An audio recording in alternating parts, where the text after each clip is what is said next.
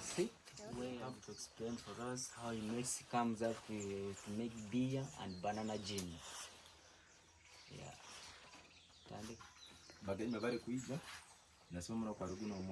That you're most welcome, is very happy to receive you at this place.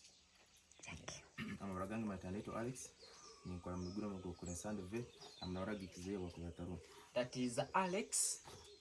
Alex is the name, and he does this kind of job. Is the one who does this kind of job of making the cereal products, banana juice, beer, and the gin. And that there is no any institution that teaches about banana. Only his father is the one who taught him. So when his father became energyless, Alex is the one who took over.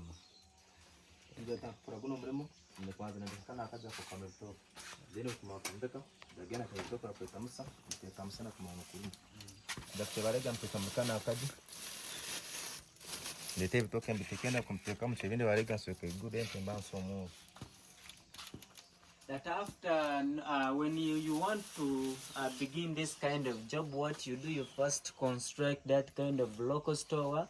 Then after constructing it, you go into your bananas. You harvest the bananas when they're still unripe. The reason as to why they do harvest them when they're still not yet ripe, they fear that when they leave them in the garden, there is a competition between birds and monkeys. So he may end up getting a half, and also monkeys, they enjoy a half. So he removes them when they're still unripe. Then he comes and first sunrise them for one day. Then late in the evening, he comes and put them in the store. Inside the store, and after placing them inside the store, he will get banana leaves, covers on top, closes, and lights fire down. So that smoke, when it rises, it will be stopped by the banana leaves, creating a lot of worms which will help his bananas to get ripe easily. In 1 week, when he comes back to check, he finds most of his bananas when they are ripe and ready for squeezing. And now we are lucky, we have found him with ripened bananas. He's going to squeeze for us the banana juice. Yeah.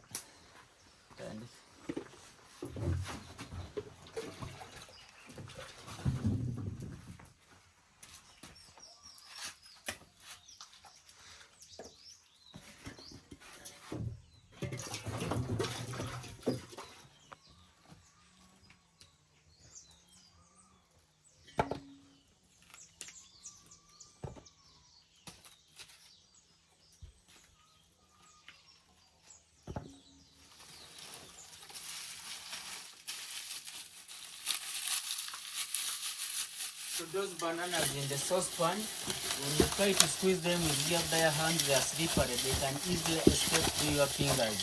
So what he does, he gets the help of spear grass. And for the spear grass, for them, they don't add anything in the juice and they don't change the color of the juice. Only they help him in holding the bananas tight so that when he's squeezing, they don't easily escape through his hands.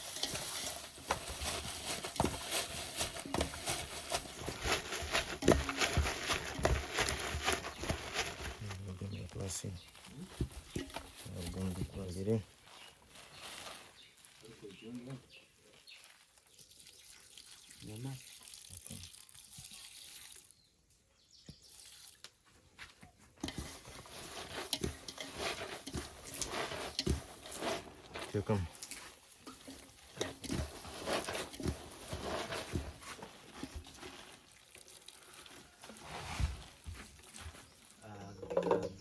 After squeezing, he gets a few of the grasses he used.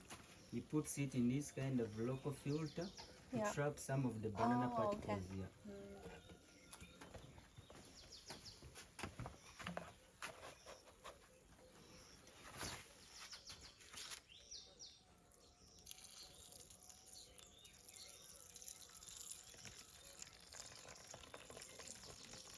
Okay.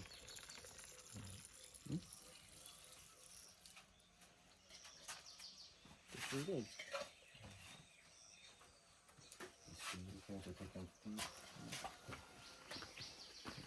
So this is the first, and is the one you normally use, the kickstart of all the other two remaining products, the banana beer and the banana gin. He puts it in that saucepan, then arrange those 3 stones. After arranging, he lights fire down, he puts that juice on fire and it will start to boil. So as it's boiling, he has got some of the ingredients. So this is black tea. This is black tea. So he gets the black tea, applies it on the boiling juice. So the black tea helps to preserve his beer to stay for a long time and also change the color of juice from colorless to brownish color. So after boiling, he removes it and puts them down so they will start to cool. And when it's cooling still, he has got some of the fermentation agents. So this is sorghum and this is powder from sorghum. So he gets it, then he applies it on the cooling juice, then gets another big pan, he covers and takes inside his house and waits for 3 days. And after 3 days, when he goes back to check, he finds when it's a good beer which people like to taste or drink. It increases. And that one is quite bitter to take it, quite bitter to take it as banana beer. So what he does, he packs it into the jerry cans and uses it to make the banana gin. So we have 4 stones, a boiling cylinder, and at the end point of the boiling cylinder, he connects a copper pipe and ties it with rubbers. So he makes sure that this kind of part, coiled part, it's immersed deep to where there is a stream of running water. And the end point of the copper pipe, he connects an empty jerry can. Then after done with the setting, he goes back home together with their friends. They carry the jerry cans of the beer. Then they come, they open up that first lip. They open up this, get the banana beer, power inside, and it must reach at around this level. They will have to close and put a strong support. Then after they come and light fire down, so that inside beer will start to boil, and as it's boiling at a high speed, steam will be forced in form of vapor to come and move through this kind of copper pipe, whereby when it reaches to the coiled part, which is down deep in the, which is immersed deep to a stream of running water, it will have to condense and form a liquid. And that liquid, due to high pressure which is exerted inside this boiling cylinder, it will be forced to rotate rapidly through the coiling, come and be collected in this jerry can as the first gin. But normally Alex tells us that this first collected gin is not good for his customers. It has got a less percentage of alcohol. So what he does, he gets that first collected gin, puts it aside, then comes and opens up, cleans the boiling cylinder very well. Then after cleaning, he gets that first collected gin, pours again, then repeats the same procedures as is coming up with the second gin, which is 40 to 45% alcoholic and which is good for his customers. And he has got a sample for us to taste or smell depending on our stomach reactions. Yeah. Mpaka wena aliao.